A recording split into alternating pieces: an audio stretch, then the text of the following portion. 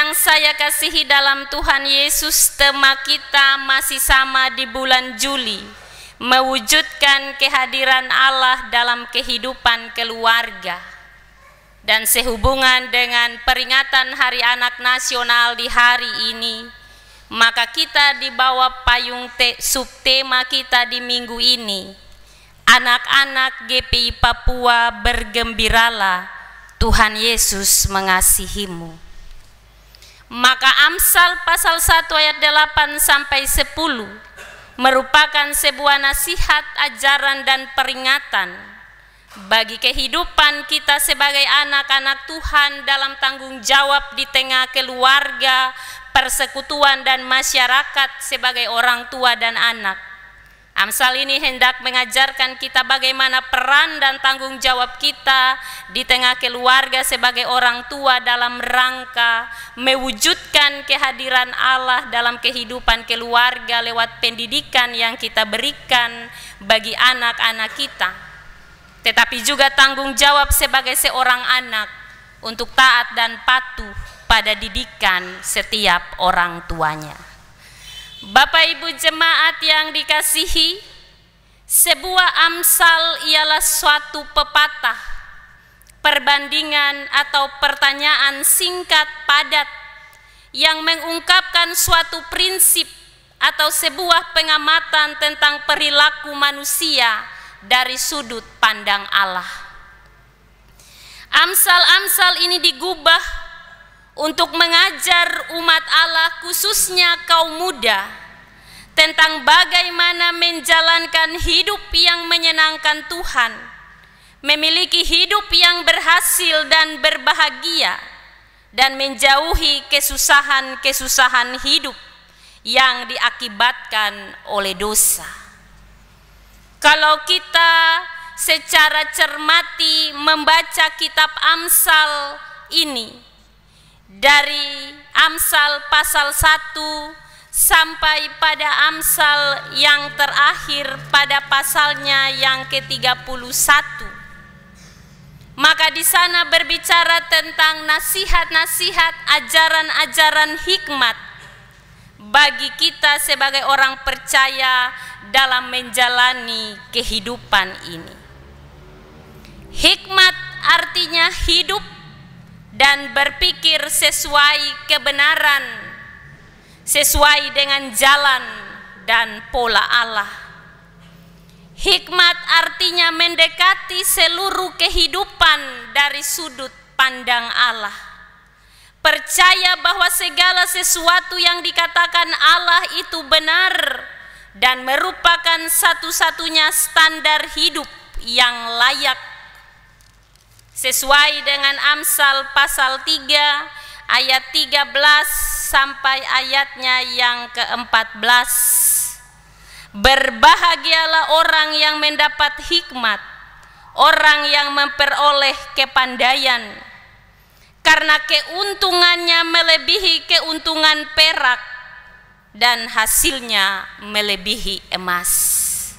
Itu berarti bahwa betapa pentingnya hikmat bagi kehidupan orang percaya dalam menjalani hidup ini. Sebab hikmat ini hanya datang kepada mereka yang mencarinya melalui hubungan yang benar dengan Allah, melalui kita mempelajari firman-Nya dengan rajin dalam kehidupan kita. Dalam rangka peringatan Hari Anak Nasional, maka teks Amsal pasal 1 ayat 8 sampai 10 yang merupakan bagian pembacaan firman kita di saat ini berbicara atau menggambarkan tentang hubungan antara orang tua dengan anak. Bagaimana orang tua mendidik anaknya dan seorang anak mendengarkan perkataan orang tuanya. Ayat 8 firman Tuhan ini merupakan perintah sang guru hikmat untuk memperhatikan didikan orang tua. Hai anakku, dengarkanlah didikan ayahmu, dan jangan menyia-nyiakan ajaran ibumu. Ayat ini mau menjelaskan bahwa sungguh penting didikan orang tua bagi anaknya. Ayat ini meminta setiap orang tua untuk tidak lalai dalam mendidik anak, sebab ini tanggung jawab yang sangat penting, bahkan harus dilakukan terus-menerus, tidak boleh terputus atau berhenti di tengah jalan. Pendidikan itu harus dilakukan dari sekarang sampai selamanya, karena didikan bagi anak itu penting dalam membentuk kehidupan seorang anak. Pertanyaannya bagi kita, sudahkah kita mendidik anak-anak kita dengan baik sesuai dengan rencana Tuhan dan kehendak Tuhan? Lalu bagaimana pendidikan yang kita berikan? Sebagai orang tua, sebagai wakil Allah yang dipercayakan untuk menjalankan fungsi, peran, dan tanggung jawab dalam mendidik anak-anak, maka didikan yang tegas untuk mendisiplinkan atau mengoreksi anaknya dalam sikap dan tingkah laku yang tidak benar.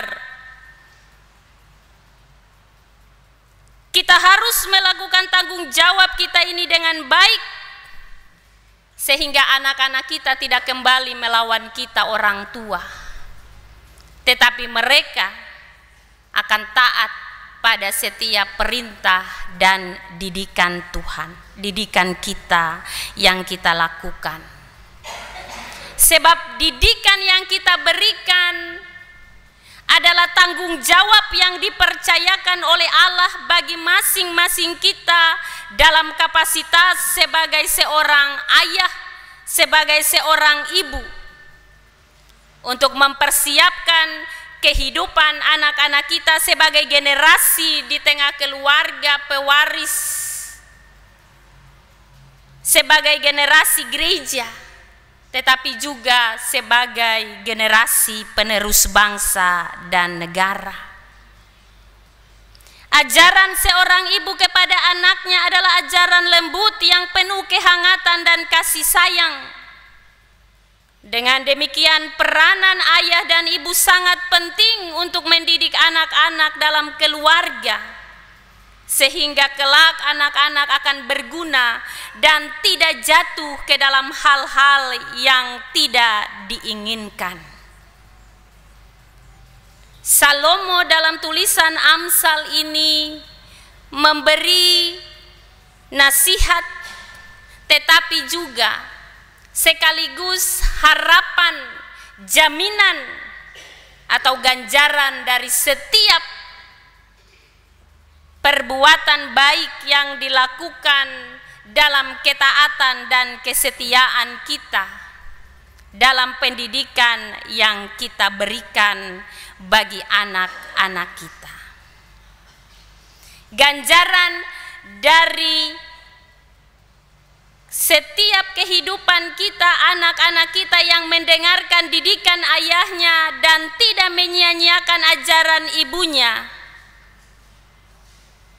adalah karangan bunga yang indah bagi kepala dan suatu kalung bagi leher. Artinya bahwa setiap didikan kita yang kita berikan bagi anak-anak kita dan anak-anak kita mentaati didikan kita, mendengarnya, mengikutinya dan melakukannya dalam hidup ini, maka ada akibat yang akan mereka peroleh. Ada ganjaran dari apa yang mereka lakukan.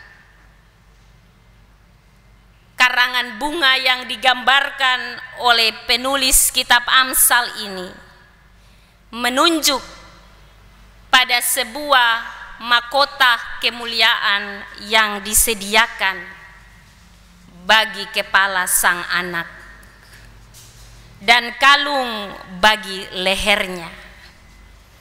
Karena itu, ketaatan seorang anak pada didikan orang tua pun menjadi penting dalam hal timbal balik dari tanggung jawab, bahkan hubungan dari orang tua dan anak-anak.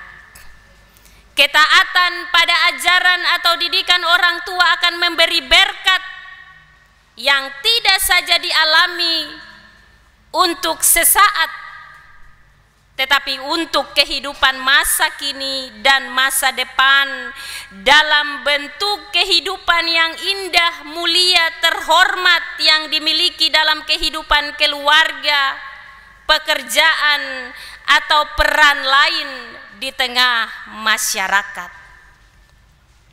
Bapak Ibu jemaat yang dikasihi dalam Tuhan Yesus,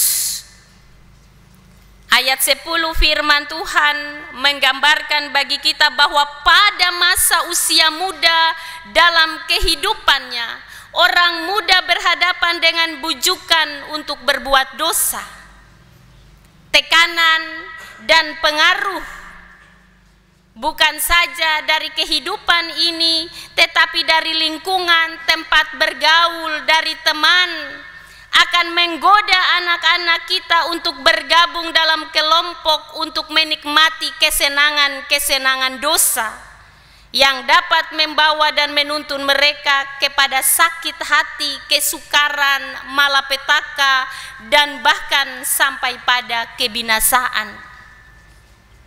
Maka menjadi tugas orang tua untuk membentengi anak-anaknya dari hal-hal dosa yang dapat membawa mereka pada kebinasaan dengan mendidik mereka mengenal Allah, membawa anak-anak kita mengenal Alkitab, membawa anak-anak kita taat pada orang tua dan Allah sebagai pencipta mereka, di mana mereka harus hidup untuk menghormati Allah dan memiliki persekutuan yang intim dengan Allah.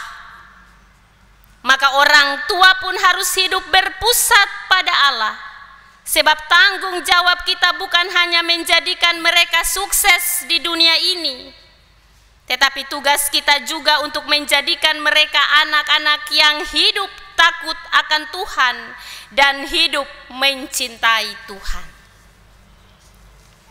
Amsal pasal 22 ayat 6 berkata, "Didiklah orang muda menurut jalan yang patut baginya, maka pada masa tuanya pun ia tidak akan menyimpang daripada jalan itu."